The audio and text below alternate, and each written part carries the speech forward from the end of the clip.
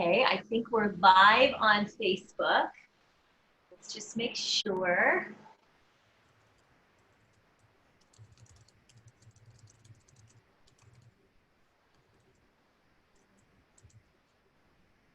Yes, we are live. Did you find it? I got it. Okay, great. So hi everyone. I'm so excited that you're here. I have a really special guest, my dear friend and colleague, Liz King Caruso. Hello, I think you should be on. I think I'm on. Yeah, I don't see you on my Facebook Live with me. Let's see. Oh. There we go.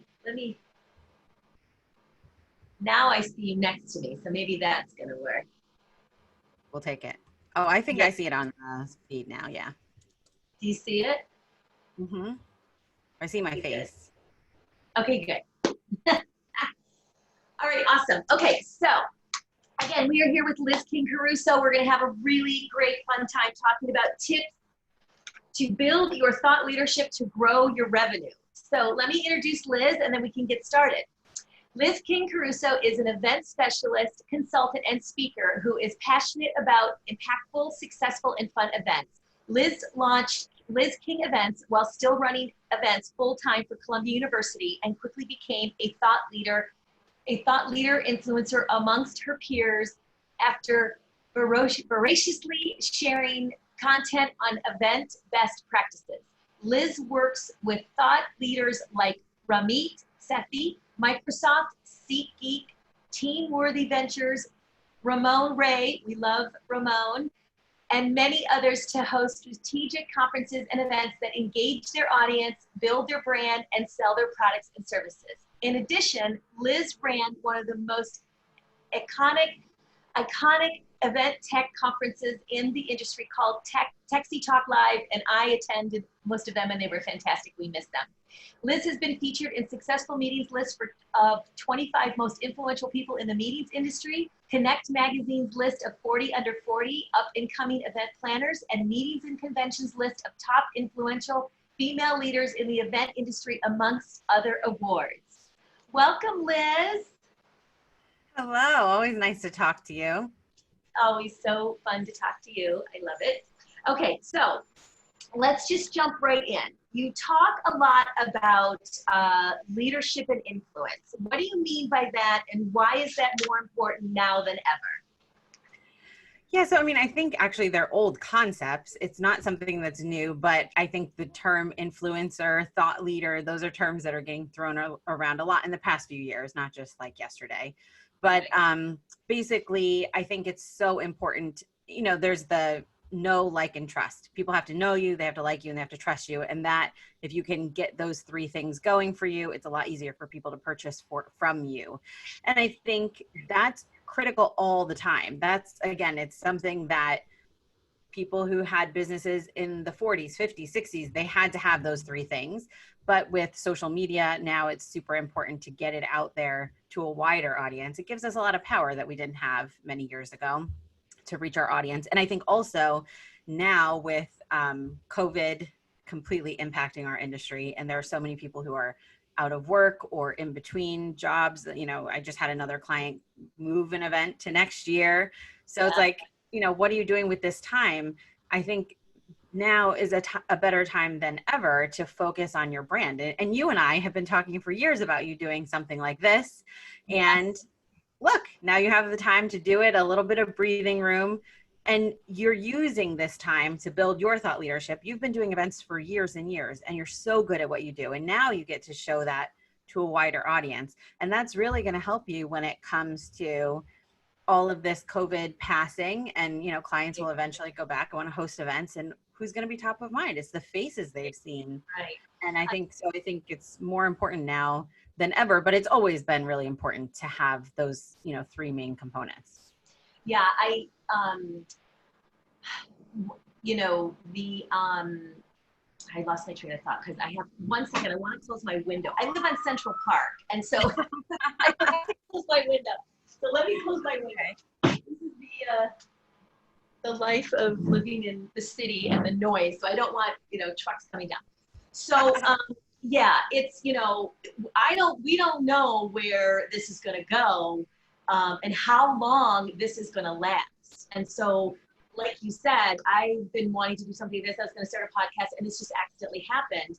I don't even think I introduced myself. I'm Annette Naif Productions. In case some of you don't know who I am, I do corporate, social, and nonprofit, and pretty much everything. But yeah, so it's very challenging, but we just have to go with the flow and kind of learn what we need to learn. So I know that you started your business on Twitter, which I think is absolutely insane and fantastic at the same time. Like I'm all over social media. I'm on Facebook, Instagram, Twitter, LinkedIn, YouTube. I'm on TikTok. I haven't even done anything with it yet, but Twitter's like the last thing I go to. I probably check it once a week, which is really bad. I don't engage. I post a lot. I do post a lot on there, but I'm not big about that. So can you just talk about how you started your business with that and how that evolved and secrets behind that? If you could share, that would be great. Yeah, so I think it is important to share that was in 2009, 2010, when Twitter was brand new. I don't think it's the same platform now that it used to be, but basically I was doing events for Columbia University, and I was just really interested in the events industry. So I wanted to figure out like what else is out there, how do I learn about this? And so I created the handle Liz King Events because that was my name and what I was interested in. And so I just started like posting about things I was reading, things that we were doing, because I was doing events at Columbia. So I was able to post about the work that we were doing. If I read an article, I would talk about what was interesting and I would share it. Or if I wrote an article, I would just like share that. And before long, I started getting client inquiries from people who thought Liz King Events was a company. And I was like, oh no, you guys are crazy. It's not a company. And I would just refer them. And after a while, it's like, what am I doing? This is such a great possibility, so I got a mentor. I started thinking about what if I did this as a profession, as a career and really had my own business. And so, yeah, I just took my first client in 2010, August of 2010. So we're coming up on 10 years now, but it all started from a Twitter account that people somehow thought was a company. That's so crazy. And do you still get clients on there? So I still get about 90% of my business from social media, and most of it is the relationships that I created back in 2009, 2010, or at least like things I did during that time that built my brand, or people that have referred. I mean, you and I met through social media many years ago at this point. I know. It's so many years. We both, I started my business in April of 2010. So, and I too just did it because there was the economy crashed in 2008, another disaster when, the economy crashed. And then I thought, well, I'm bored. I was working for a commercial real estate company, and there was nothing going on because they weren't buying or selling anything. And I was just bored. So I just finished college. So I started the business, and it's crazy that, 10 years goes by so fast and so much has changed. And you've done amazing things. And because of you, I got to teach at NYU, which is really amazing. And that was a great experience. And, that's always something really fun. And we both love to educate and help our industry, which is what I love about you. And that's super important. And it's just nice to be able to do this. And that's what this is about, is trying to help our colleagues, the people in the industry, to not feel alone and sort of, see what we can do to help each other. Because that's what we need right now, is that for sure. So yeah. I know you don't spend a lot of time and money on direct marketing, which I find that to be interesting, which is great, but so many businesses spend a lot of time on that. How do you make that work? Yeah, so I think a lot of people, you want to get more clients. And so it's just like, how do I do that? The first thought, my marketing bad word that I hate is push. It's like, oh, I'm going to push something out on social media. I'm going to push a direct message through LinkedIn. I'm going to push out a podcast. It's like, that is not what anybody wants to hear. And so many people spend so much time just like pushing content. And then, it has the call to action and it goes into a funnel, and the funnel, people know when they're being shoved through that funnel, and nobody likes it. I've unsubscribed from many a newsletter that made me feel that way. And so I've really just focused on trying to provide value and make meaningful connections. And so, I remember when I first left Columbia to do my business full time, it was just meeting after meeting, and I wasn't selling a single thing. I didn't even know what I was selling at that point because I had barely done events, So it was very exploratory. It was like, hey, I'm doing this full time. What do you do? How could I help you? And that has served me really well all throughout my career. And I think it's the relationships, like I said, that you build early that continue to pay the dividends. And then the relationships I'm building now will pay off in 5 to 10 years. And especially when you're in a crisis, no one really wants to think about the fact that it's going to take some time to build it up. But most of us in the industry have been doing this for a really long time. And so you have kind of like the history of it, and you could leverage that. But, it's just, I think it's the mindset, the marketing. It's like I don't consider myself spending a ton of time marketing. Right. I'm providing things that I hope are of value. And I hope, people come to me then when the timing is right and they need my help. Right, right. I don't pay for well, I have a marketing director that helps me because I create the content and then I send it to him and he puts it out for me and he schedules it and does all that. I need someone. I can't do everything. You should not be doing everything. You really should focus on what you're great at. Being consistent is really key, even if it's just, and people want to see you personally, which I hate. I'm just not good on being personal on social media as far as my personal life. But being like my personal life, I really don't put my personal life out there. But I do engage a lot, and I love engaging with other people. But being consistent across all platforms, because you just don't know, and you might feel like, oh my gosh, they've seen this post 1,000 times or 1,000,000 times. Why should I post this again?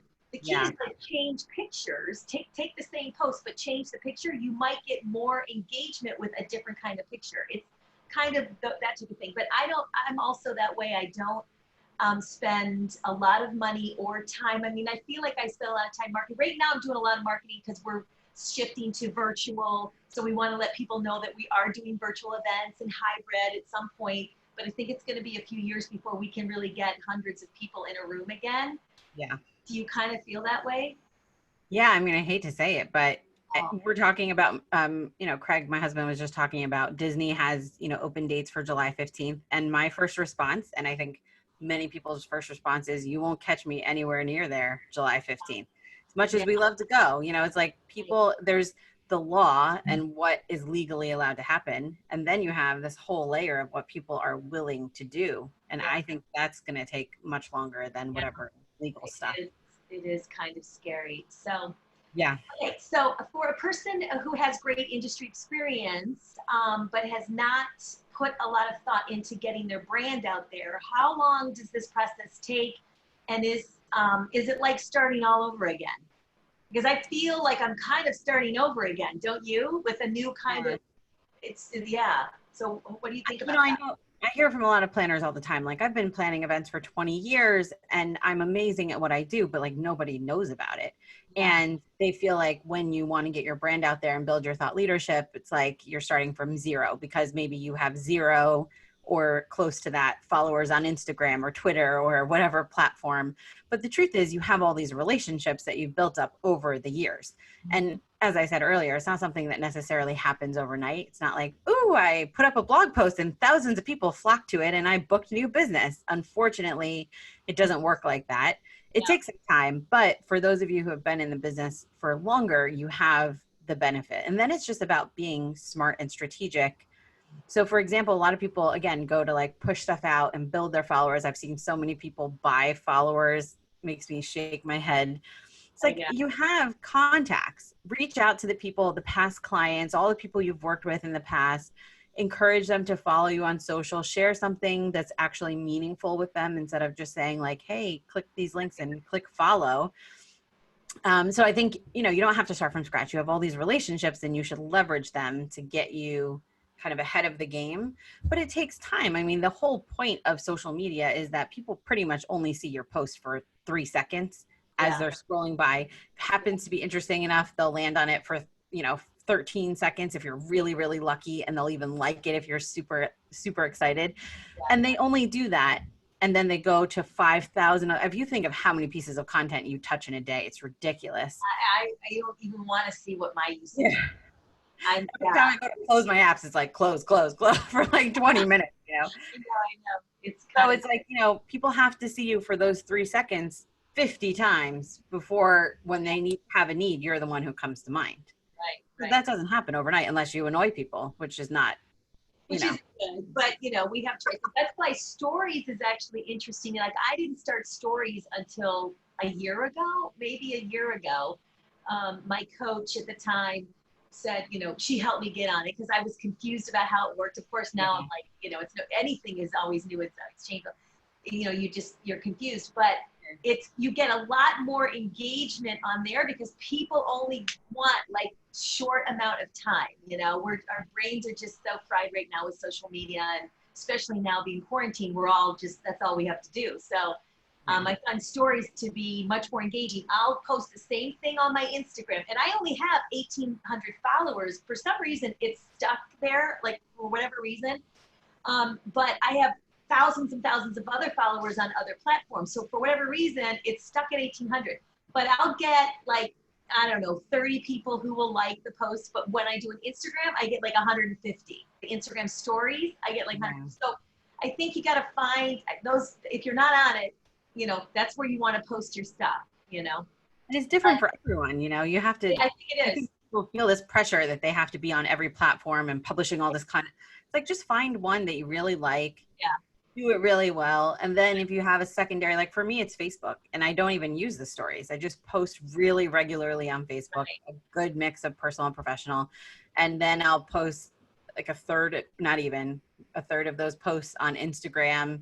And sometimes I'll feed them to LinkedIn and Twitter, you know, like that's my platform. And it used to be Twitter, but just people don't have, you know, who has that many hours in the day to just be posting 5,000 updates every, you know. I know. Well, why we use Hootsuite, which schedules them. Yeah. But I'll start, if I'm going to post it myself, I'll start it at Instagram, and then I'll shoot it over to my Facebook. And then I do get on LinkedIn because it's a business, you know, it's business. I don't put like fun stuff on there. I try to keep it fun. Events are fun, so you can make it fun, but it's more business. So you try to keep it more business, but I am on there. So, which is Twitter's like the last thing I'll look at. And I don't know. I just never really got into it, but it seems to be it's changed a lot. Yeah. It's a whole nother ball game. So, yeah. All right. So, this is really frustrating time for many. With business being so unreliable, what tips do you have for people who need to bring in revenue right now? Great. I think that's like the $1 million question, right? Yeah, this is everyone's question, because I think there is a mix right now of the thought leadership building, the podcasting, the video interviews, all of that is great. And it's going to eventually bring you money, I'm sure, but it's not, you know, something tomorrow. So the first thing I would do is look at your existing client base and think of how you can help them. And so, you know, I know many event planners are starting to learn, if they don't already know, how to do virtual events and thinking about how to help clients pivot to virtual or do something hybrid. And I think that that's a smart pivot. Pivot is like the most overused word these days, but it is the word people need to be doing. So it's what it is. Exactly. So, I mean, that's one example, but there's so many other examples. And I look to, for example, there's a cooking class place that we love. We love to go there. It's like $100 per person. I was there with you. Yes. Yeah. Well, really fun. And they can't do cooking classes anymore because they can't have people together. Well, so what did they start doing? They started doing meal boxes. So you could go and pick up like a grocery kit. It comes with all the recipes. It comes with everything you need. And then that was an option. Then they started doing virtual cooking classes where you can also pick up your food if you want, or they just give you a shopping list and then you do it on Zoom and you cook in your own homes with the instructor. And I think they're making more money now than they were making before. Or a DJ friend of ours who was DJing. Now he does DJ to your door. It's, I think it's $75. Oh no, I think it's $75 for 15 minutes. Okay. And he'll show up outside, socially distanced. Your neighbors can like hear everything that's happening, but he'll do it for your birthday or whatever. And I think that's most likely more than he was making per hour in the past. And he said he's crushing it. You know, it's like 15 minutes. Yeah. So it's really just thinking outside the box about what you can do. I think every event planner right now is thinking, oh my God, I have to learn how to go virtual. But first of all, that's, these are skills you probably should have been learning many years ago. And so it's hard for planners to just figure it out right now. But not everyone is going to be good at that. On the special event side, especially, are we going to just do Zoom wedding? Like, I don't know if that's realistic, but are there other things we could do? You've seen the drive-by birthday parades and there's some really creative ideas. And if you could come up with something that's different than what you're seeing out there on the internet and uses your skill set, you could sell that to your existing client base and new clients and possibly even go viral at a time like this. This is one of those times where being creative and taking the risk actually really opens you up to some really huge potential that maybe would have been hard to get a few months ago. Mm-hmm. Yeah, we're a lot of by the way, I just want to mention, if anyone has any questions on Facebook or on the webinar, please send in your questions because we're going to do a little Q&A at the end. So don't forget to do that. Okay. Of course, everyone's concerned about engagement on Zoom or, on whatever this virtual is going to be. And they want an emotion. Like I have a potential client that's coming through, and they really want to make sure that we get an emotional feeling from people on this. So, it's got to start before they get on the call, right? Before they get on the event. Send them a care package that gets them excited about what's going to happen or what's involved with your branding. Make sure that you're branding. I talk a lot. I just wrote a blog on that. But there's ways to do it. And also, I think it's not cheap to do a virtual event. However, it's cheaper than a live event. So I think potentially it can be. It just depends on, exactly. I mean, it depends on how crazy you want to be or what things that you want to do and the platforms you want to use. But I think there is some misconception about, well, it's virtual, we're not in a venue and we don't have food and beverage and all of that. The technology behind a virtual event is crazy. It's not, you just don't have one person sitting and, managing it all. It's a team of virtual people and producers like you and I that have to pull it all together. So there's a lot of work there. So it is one thing that, I think I'm staying awake at night sometimes thinking about what's a really fun thing we can do in this virtual world that's going to be different than anybody else. So I think a lot of us are thinking about that. Of course, yeah. Yeah, which is kind of crazy. Okay. So what's one thing that you do for revenue now that you swore you would never do? Pretty much 80% of what I do as a business. I never thought I would do any public speaking. So teaching at NYU and the paid public speaking that at least I used to do prior to travel being grounded was something that was like, even my colleagues at Columbia always laugh at me because if it was a room of 10 people and I was supposed to give a 5-minute update during a staff meeting, I was like shaking and so nervous. Yeah. But I found for me, I found that money is the great motivator. It's like, hey, if you're going to pay me $3,000 to go speak to your audience for an hour, I'll figure it out. And then I started doing it and I realized I really do actually enjoy it. It's the education piece. It's not so much being the center of attention or public speaking, but it's being able to talk about things that I really love. And you kind of get that experience and then it's not so scary the next time. You just keep doing it.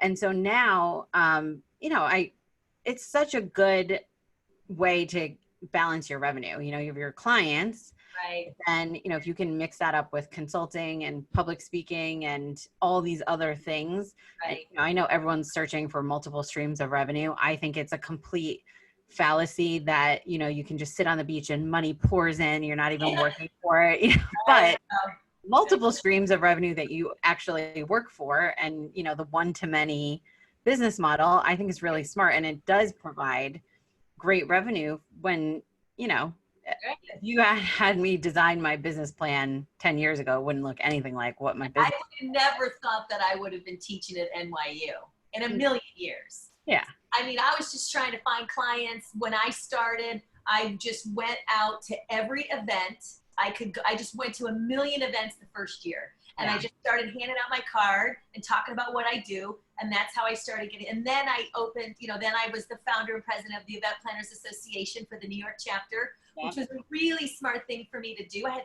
no idea how to run a chapter, but they were starting to open the chapters. So I got to meet all of my industry colleagues. I think that's how we met, actually. So you had a school and you were giving tickets for people to come.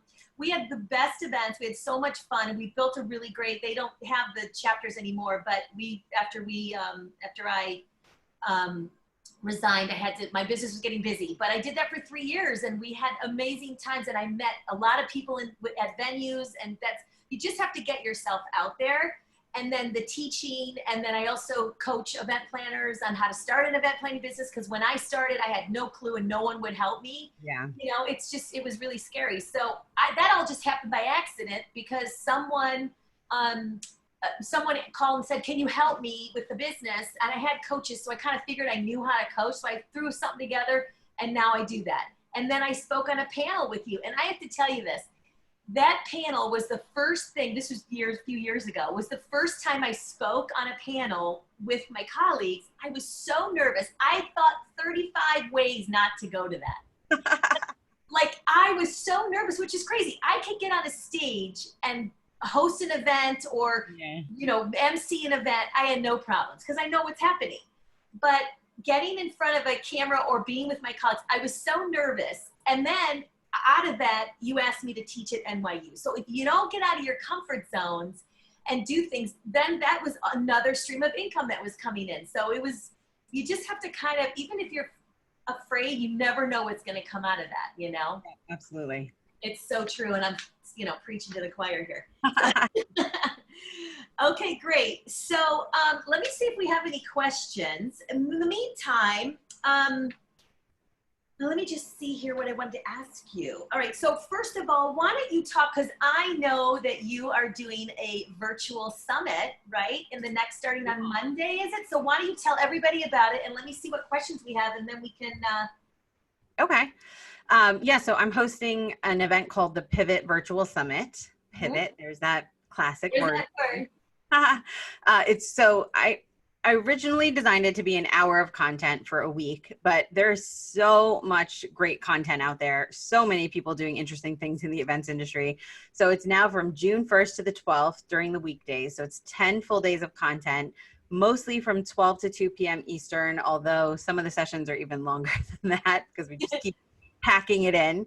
So we have over 35 industry speakers, and the goal is to talk about three main things. One is predictions for the future, which, to be frank, none of us actually know what the future is going to look like, but just experts in special events and associations and fundraising, and kind of, this is what I know from my experience and what I'm guessing we're going to see in the future. So that's one piece of the content. We're also going to be talking about all the skills you need to be successful. So we're talking about work from home, security. We're talking about, taking live events to virtual. We're talking about all kinds of future skills. And then there's the pivot section, which are the stories of companies and brands who have already taken what they were doing, thought about it a little differently, and then pivoted and were really successful, to help people get inspired to think about things that they could be doing themselves. Okay, great. So it's a free thing. It's the pivotvirtualsummit.com. Would love to have you all there. We'll post the link to that so you guys can sign up. You should definitely jump in. And you can jump in and out of it, but I think it's going to be really great. And I know a lot of people that are going to be speaking, so they're all fantastic and have so much knowledge in this industry. Okay, so I do have a questions. I think we have a few questions here. Let me just see.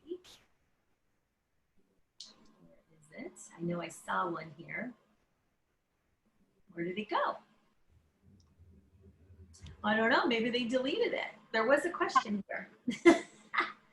I don't know what happened to it. Okay, so what about, so how can everybody reach you?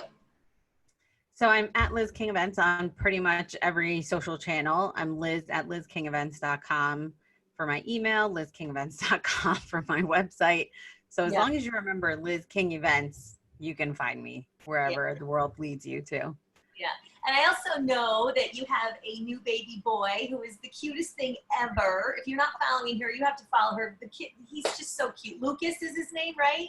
Yep, 7 months old already. So why don't you just tell us as we wrap up here, how is it, having a new baby and running an event business? I'm sure that there's a lot of moms out there who are thinking of starting a new event business, or already have it, and, what's going on there? It's tough. I'm not going to lie. It's, he's a very active, he wants to play. He's a kid. And so it's really hard managing different meetings and getting stuff done. I was very much like, when I have kids, one of the best things is I'll have flexible work schedule. So I'll play with them during the day and I'll work around their naps. And then at night, I mean, at least so far, it's nothing like that. I don't know what I was thinking. He's awake 90% of the time. You're a planner. You're going to have it all planned out, right? Not really going the way I thought. And then of course we finally hired an amazing nanny, and she came for one time before Corona started. And then we were like, yeah, you probably shouldn't keep coming. So the last 3 months have been insane with Craig working from home and trying to balance his schedule and my schedule and the baby. Right. Is he still working?